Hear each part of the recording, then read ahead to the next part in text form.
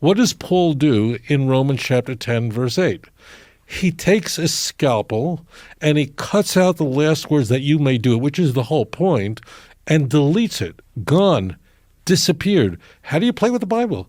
How do you literally excise the whole point of the text?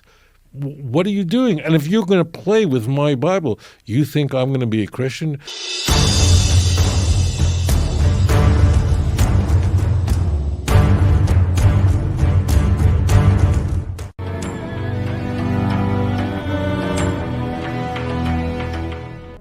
Now, let me ask you this now.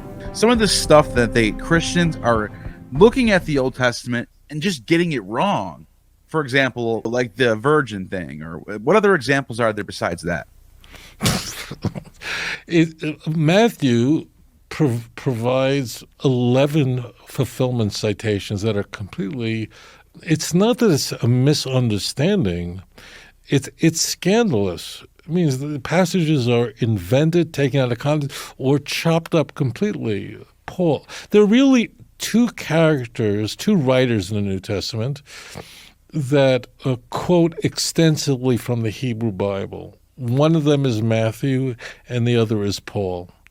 In Romans chapter 10, as an example, Paul is, we presume, quoting from Deuteronomy chapter 30. Let me just give a background. Deuteronomy 30 is there to convey, it's the very end of the Torah, to convey that you really can keep the Torah. You can do it. It's not too difficult. It's not far off. It's not in heaven. Who'll bring it to us that we may do it? The word is near to you so that you may do it. And I urge you to look at Deuteronomy 30, verse 14. Okay? Just really simple, so that you may do it. But then we go to Romans chapter 2. Romans is the last letter of Paul chronologically, but more germane to this conversation, it's the most important letter of Paul. It's like the constitution of Christianity.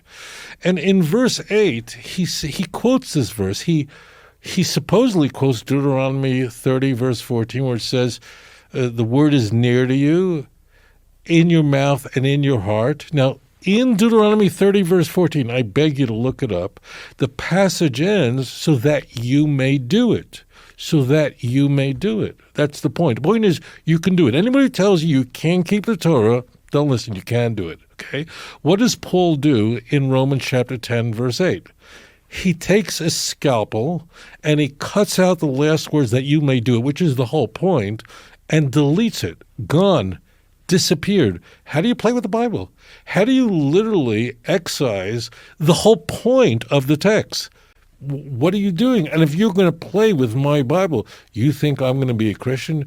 You think I'm going to convert to Christianity? This idea that you can't do it, this antinomian approach is found all over the place. Misquoting Habakkuk, very famous, chapter 2, verse 3 and 4, where Habakkuk, I think in the Habakkuk says, is a prophet who says, look, be patient.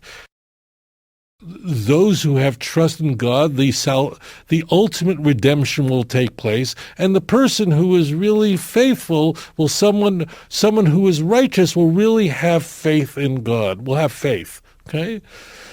Paul completely misapplies that in Romans, completely misapplies that in Ephesians, so that faith is what makes someone righteous. It completely ripped Habakkuk completely out of context. So that's routine in Paul. Now here's the point that I want you viewers to get.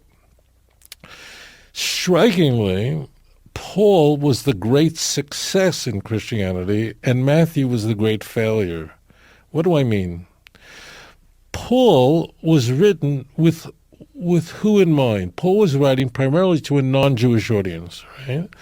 People who couldn't tell the difference between chaff and wheat, between genuine biblical hermeneutics that Rabbi Gamliel would have engaged in, and the game of hide the ball.